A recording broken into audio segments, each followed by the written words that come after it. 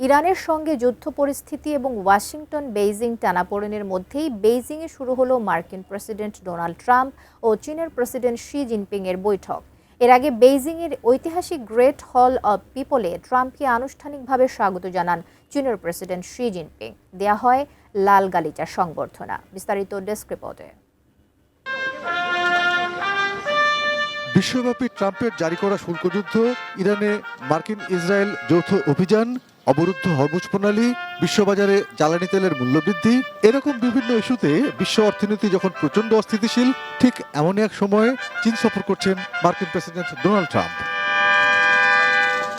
নানা জল্পনা কল্পনার অবসান ঘটিয়ে বেজিংয়ের ঐতিহাসিক গ্রেট হল অব পিপলে দ্বিপাক্ষিক বৈঠকে মিলিত হলেন চীন ও যুক্তরাষ্ট্রের দুই প্রেসিডেন্ট। বৈঠকে মার্কিন প্রেসিডেন্ট ট্রাম্প বলেন, যুক্তরাষ্ট্র ও চীনের মধ্যে দ্বিপাক্ষিক সম্পর্ক আগের যে কোনো সময়ের চেয়ে ভালো। চীনের প্রেসিডেন্ট শিকে সম্মান জানাতেই তিনি বিশ্বের সেরা ব্যবসায়ীদের সঙ্গে করে নিয়ে এসেছেন বলে উল্লেখ করেন ট্রাম্প। চীনের প্রেসিডেন্ট শিকে মহান নেতা হিসেবে বর্ণনা করে ট্রাম্প বলেন, শি জিনপিংয়ের সঙ্গে সাক্ষাৎ করতে পারা তার জন্য সম্মানজনক বিষয়।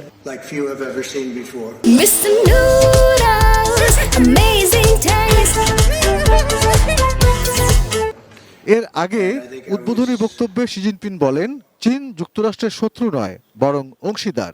বর্তমানে বিশ্বজুড়ে এমন এক পরিবর্তন ত্বরান্বিত হচ্ছে যা গত এক শতাব্দীতে দেখা যায়নি, এবং আন্তর্জাতিক পরিস্থিতি এখন অত্যন্ত পরিবর্তনশীল ও উত্তাল। বিশ্ব আজ এক নতুন সন্ধিক্ষণে এসে দাঁড়িয়েছে বলে মন্তব্য করেন তিনি।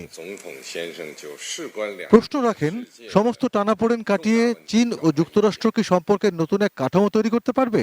সম্মিলিতভাবে বৈশ্বিক চ্যালেঞ্জগুলো মোকাবেলা করে বিশ্ব স্থিতিশীলতা আনা কি সম্ভব? বলেন, এই প্রশ্নগুলো ইতিহাস, বিশ্ব এবং সাধারণ মানুষের জন্য অত্যন্ত গুরুত্বপূর্ণ। এগুলো অস্থির এই সময়ে এমন কিছু প্রশ্ন যার উত্তর বড় দেশগুলোর নেতা হিসেবে যুক্তরাষ্ট্র ও চীনের দেওয়া প্রয়োজন। শি বলেন, দুদেশেরই উচিত একে অপরের সাফল্য ও সমৃদ্ধিতে সহায়তা করা এবং এই নতুন যুগে বড় দেশগুলোর একে অপরের সঙ্গে মিলেমিশে চলার সঠিক পথ খুঁজে বের করা। বৃহস্পতিবার সকালে ট্রাম্প বেজিংয়ের গ্রেট হল অব পিপলে পৌঁছালে তাকে উষ্ণ অভ্যর্থনা জানান শি জিনপিং। ট্রাম্পকে গার্ড অব অনার প্রদান করে চীনা বাহিনীর একটি সুসজ্জিত দল। মাসের পর মাস যুক্তরাষ্ট্র চীন সম্পর্ক ট্রাম্পের কাছে তুলনামূলক কম অগ্রাধিকার পেয়েছে। তার মনোযোগ ছিল ইরানের সঙ্গে চলমান যুদ্ধ, পশ্চিম গোলার্ধে সামরিক অভিযান এবং অভ্যন্তরীণ নানা বিষয়ে। অন্যদিকে বিশ্ব বাণিজ্যের ভবিষ্যৎ, তাইওয়ানকে ঘিরে বাড়তে থাকা উত্তেজনা এবং উন্নত প্রযুক্তিতে প্রতিযোগিতা সবকিছুই পড়ে ঝুঁকির মুখে। ট্রাম্পের এই চীন সফর এবং বৈঠকে দুই নেতার ইতিবাচক বক্তব্য কি পারবে একটি যুদ্ধমুক্ত স্থিতিশীল বিশ্ব উপহার দিতে? Arpan Maitra, desk report, ATN news.